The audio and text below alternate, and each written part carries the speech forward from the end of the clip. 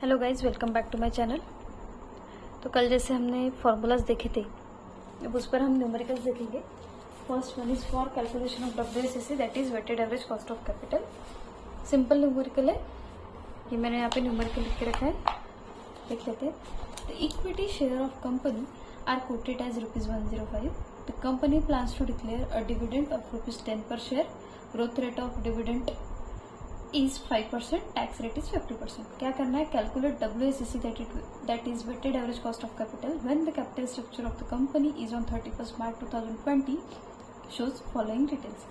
First, second and third. First equity के लिए दिया है, second preference shares and third is for debentures. तो कैपिटल दिया है इक्विटी का 9 lakh for ₹1 each. 10% preference share बोले 6 लाख के and 10% on debentures that is ₹5। Okay, अब इसे सॉल्व करना है। तो फर्स्ट वन इज जो गिवन था, हमने लिखा गिवन में क्या है, इक्विटी शेयर दिया है। तो cost of equity share that is KE is equals to 105। Cost given है, okay. Then dividend ₹10, growth rate 5% and tax 50%। सबसे पहले इक्विटी के लिए देखते हैं calculation of cost of equity capital. कल हमने फॉर्मूला देखा था, सिंपल फॉर्मूला इक्विटी का। जहाँ पे ग्रोथ रेट गिवन है तो ये फॉर्मूला लगेगा, जहाँ पे ग्रोथ रेट गिवन नहीं है वो नॉर्मल फॉर्मूला लगेगा, डिविडेंड बाय नेट प्रोसीड्स और market price. Now KE is equal to dividend upon market price plus growth rate. Dividend है 10%, तो 10 rupees upon market price given है 105, it is nothing but market price. Okay, KE की equity की market 105 plus growth rate is 5%। तो इसे हम directly calculate करेंगे। 10 upon 105 plus 5% into 100, इसका हमारे 14.52%। ये सारे वैल्यूज परसेंटेज में आएगी। Then cost of preference share, तो इसका सिंपल सा फॉर्मूला है dividend upon net proceeds into 100। अब हमने एक फॉर्मूला ये भी देखा था, dividend plus 1 upon N RP minus NP upon 1/2 into RP plus NP। अब ना इसमें रिडीमेबल वैल्यू दी है, ना ही नंबर ऑफ ईयर दिया है, कुछ भी गिवन नहीं है, तो सिंपल फॉर्मूला लगेगा KP equals to dividend upon net proceeds into 100। Values put करते हैं। डिविडेंड कितना हमारा 10, अभी डिविडेंड, अब प्रेफरेंस शेयर के लिए क्या है 10% बोला है, तो सबसे पहले हम 10% डिविडेंड निकालेंगे। किस पे? 6 लाख पे, ऑफ 6 लाख। तो डायरेक्टली आता है 60,000 आता है, पर देख लो 1 2 3 4 5 into 10%, it is nothing but 60,000। Okay, 60,000 dividend आ गया। और नेट प्रोसीड्स कितना है? नेट प्रोसीड्स गिवन है already, that is 6 lakh rupees, right. Solve करते हैं। KP, P फॉर preference share, dividend is 60,000 divided by 6 lakh into 100, तो ये डायरेक्ट आएगा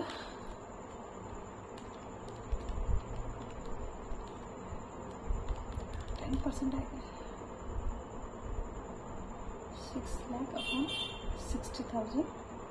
हाँ अच्छा, इंटू 100 नहीं करना है क्योंकि परसेंटेज में, तो ये 10%। 100 is for percentage. Okay, then अब देखते हैं कॉस्ट ऑफ डेप्ट। Calculation of cost of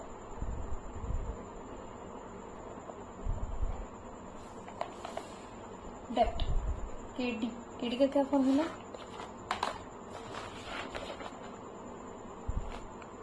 tax rate given है, तो ये डायरेक्ट क्या आएगा, interest 1 minus tax rate upon net proceeds. सारे फॉर्मूला लर्न करने पड़ेंगे, पर बहुत ईजी, एक बार अगर देख लेते हैं तो सॉल्व हो जाएगा। Then KD is equals to, अब हमारा question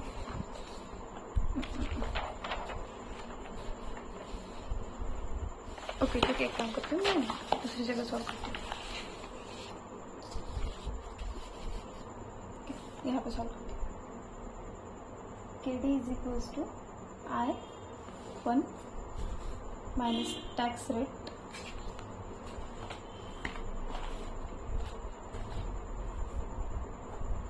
upon net proceeds into 100। तो इंटरेस्ट कितना है हमारा, डेप्ट के लिए कितना दिया 5 लाख। तो सबसे पहले इंटरेस्ट निकालते हैं 10% ऑफ 5 लाख कितना आएगा 50,000। कैसे भी निकालने की जरूरत नहीं, डायरेक्टली समझ जाते कि 50,000 आएगा। Then KD is equal to 50,000 1 minus tax rate कितना गिवन है, टैक्स रेट इज 50%, 1 माइनस 50% भी लिख सकते हैं, फिर 0.5 upon 5 lakh net proceeds into 100। इसको सॉल्व करेंगे 50,000 1 माइनस 0.5 अपॉन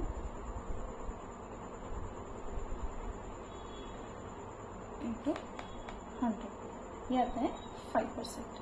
ओके, अब तीनों वैल्यूज आ गए, बस तीन ही दिया था, इक्विटी, प्रेफरेंस एंड डिबेंचर्स हमने निकाल लिया। अभी डायरेक्ट कैलकुलेशन है WACC, that is weighted average cost of capital. हो गया, सिंपल है। थोड़ा सा ही इसके बाद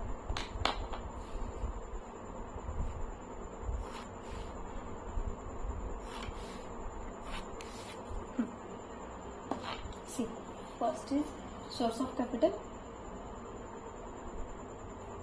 सोर्स ऑफ कैपिटल मतलब हमने कैपिटल रेज किया था, किससे किससे किया था, इक्विटी से, प्रेफरेंस एंड डिबेंचर से।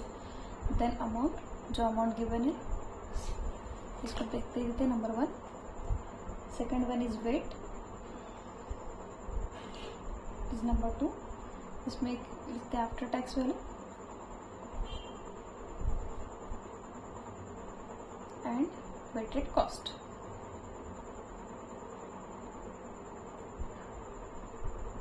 ठीक है, तो first one is equity. Equity के लिए कितना दिया 9 लाख, तो ये आ गया 9 लाख। अब then second is for preference,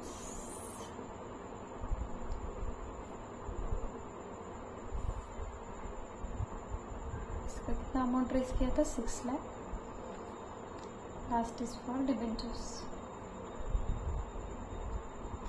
इसका था 5 लाख। ठीक है, टोटल कितनी आएगी, सबसे पहले इसका टोटल करनी 9 + 6 + 5 that is 20 lakh.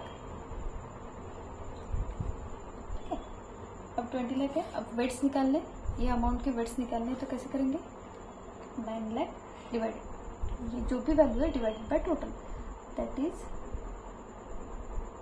1 divided by total. Weightage निकालना है ना, रेशियो निकालना कितना परसेंटेज है, तो 9 डिवाइडेड बाय 20, तो ये आता है 0.45। सिमिलरली 6 लाख के लिए सेम कितना आएगा 0.3 एंड फॉर 5 लाख 0.25। और ध्यान रखना है हमेशा इस वेटेज जो भी आएगा वेट, इसकी एडिशन 1 आनी चाहिए। अगर इसकी एडिशन 1 नहीं आती तो हमारा कैलकुलेशन कहीं तो भी रॉन्ग है। ठीक है, 0.45 + 0.3 + 0.25 देख लो 1 ही आएगा 1, मतलब ये राइट है हमारा कैलकुलेशन। अब आफ्टर टैक्स वैल्यू जो हमने कैलकुलेट किए थे, सबसे पहले इक्विटी का कितना था 14.52%, 14.52%। देन फॉर प्रेफरेंस था 10% और ये था 5%।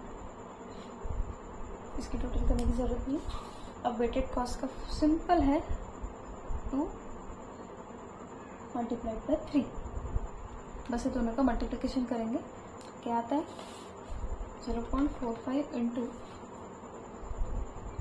ऐसे रखते हैं मतलब सबको अगर देखना है तो देख सकते हैं, इंटू 14.52%,